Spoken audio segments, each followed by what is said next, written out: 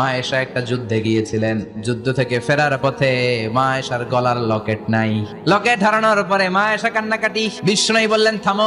অনেকক্ষণ থামার পরে লকেট খুঁজে পায় না।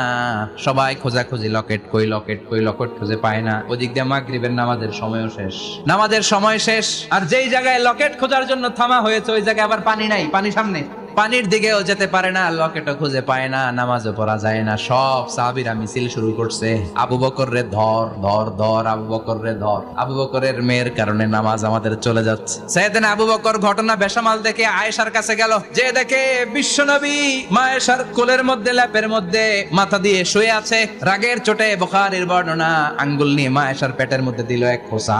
লকেট হারাইলি কেন ক? তোর জন্য বাইরে মিছিল চলে, তোর জন্য বাইরে সব সাহাবারা বলে নামাজ পড়তে হবে, সময় নাই। ও আবু বকর, আপনার মেয়ের কারণে এই কাণ্ড।